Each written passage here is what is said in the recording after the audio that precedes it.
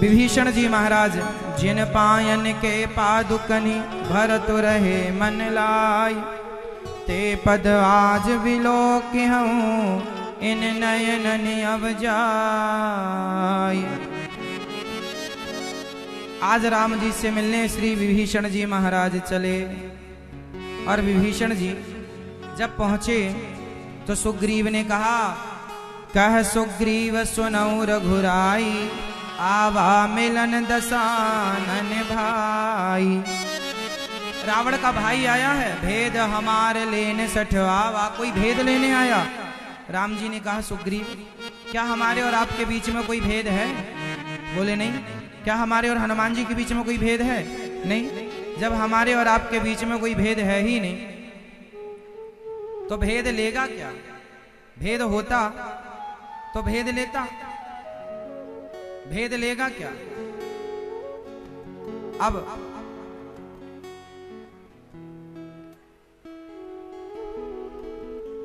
आने दो। भगवान कहते हैं जो मेरी शरण में आता है वो मेरा होता है। शरणागत कहूँ जे तजहि, हितवन हित अनुमान, ते नर पावर पापमय, तिनहि बिलोकत हान। शरण में आए हुए को कभी छोड़ना नहीं चाहिए। अब देखो राम जी क्या कह रहे हैं, जरा सुन लेना।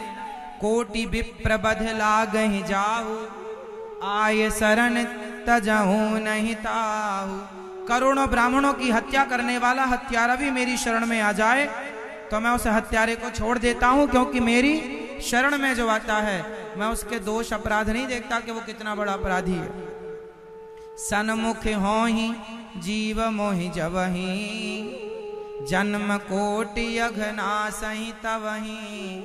कितना भी बड़ा पापी हो जो मेरे सन्मुख आ गया, इसलिए रोज कहो हे प्रभु मैं आपको कभी भूलूं नहीं। सब भूल कर जो भगवान का हो गया, वो कितना भी बड़ा अपराधी और पापी हो, भगवान उसे कृतार्थ कर देते हैं, तार देते हैं। निर्मल क्या होना चाहिए? बस निर्मल मन जन सो मोहि पावा, मोहि कपट छल छिद्र न भावा। कोई मेरी शरण में निर्मल होके आवे, निर्मल मन लेकर आवे तो आ जाए, मैं उसे स्वीकार कर लूंगा। जो सभी ते आवा सरनाई, रखी हूं ताही प्राण की नाई। जो मेरी शरण में आ जाता है मैं उसे प्राण की तरह रखता हूं। इसलिए विभीषण जी उन्हें आने दो।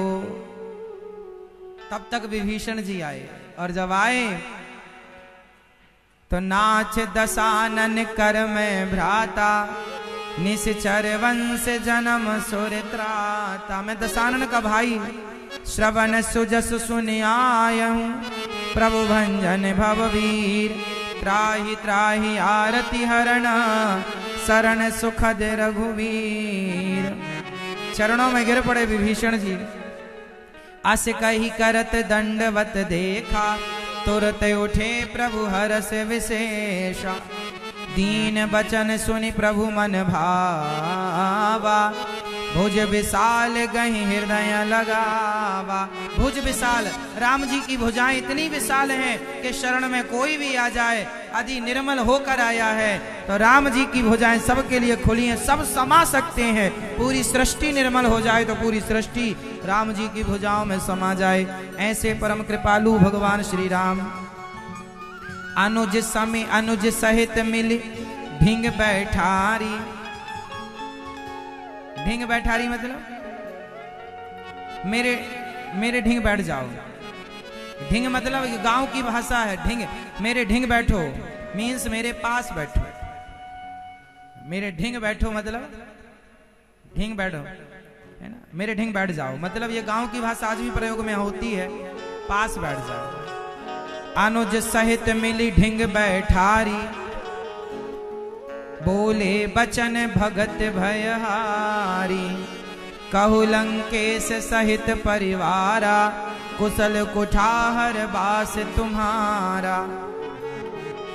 सब लंकेश इत्यादि सब कुशल से तो हैं।